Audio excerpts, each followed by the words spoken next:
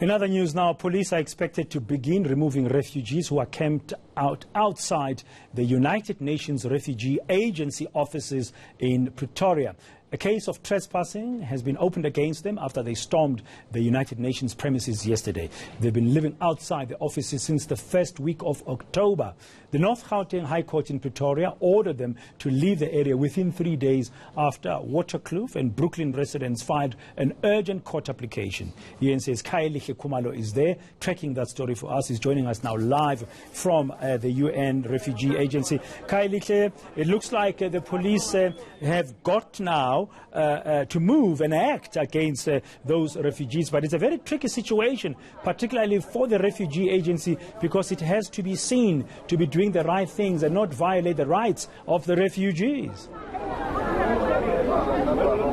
Well, absolutely, Pradan. So the joint operation is in full swing currently right here in Pretoria as the police, like you just mentioned in your intro, that there is a case of trespassing. So the police now are enforcing that and making sure that this particular case really just sees results yielded. But also more importantly, of course, like you said again, that the UN Refugee Agency has a very critical role to play in terms of protecting the refugees' rights, but also pretend perhaps to just get more information regarding the joint operation here. We're joined by SAPS from Gauteng, that Brigadier Peters. So Brigadier, tell us more about this joint operation.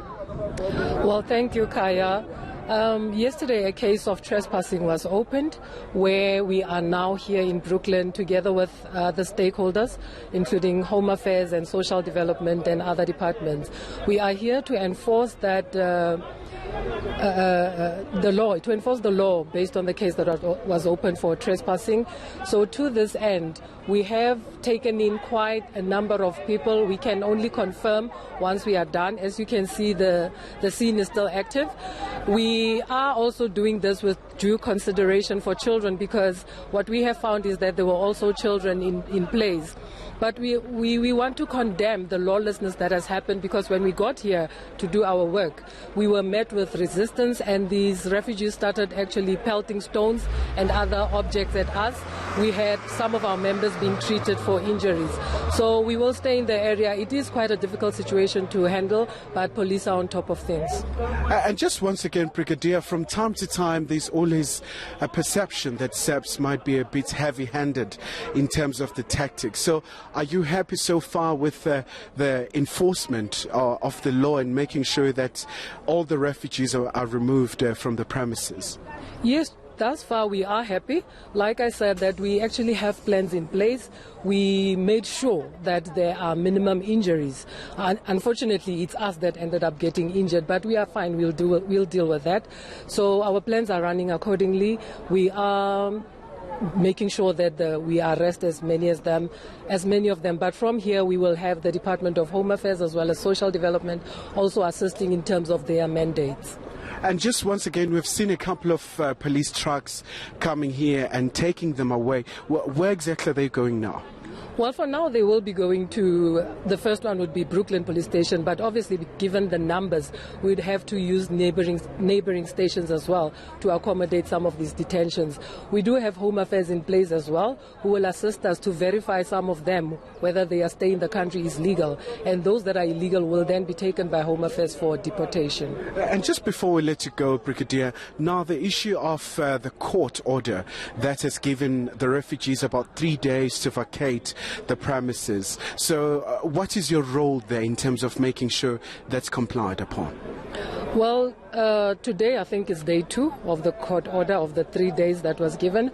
So, but that is a separate process, like I said, and that is why even yesterday we could not really act until the case of trespassing was opened, which is only at that time when we started to make plans and why we are here today.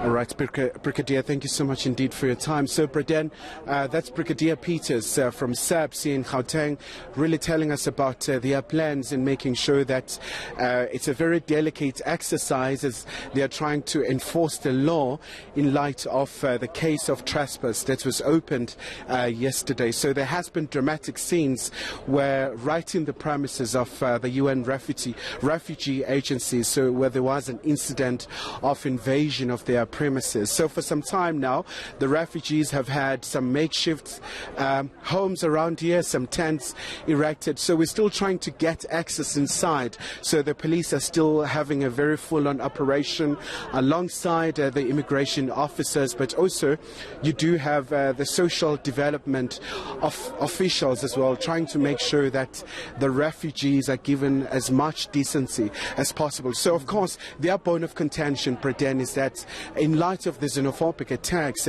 they really don't feel safe in South Africa. They want to be taken to other countries like Canada. But it's a very complicated issue for South Africa. South African authorities are saying they can't just impose and say take such number of refugees to other countries. So back to you in Johannesburg.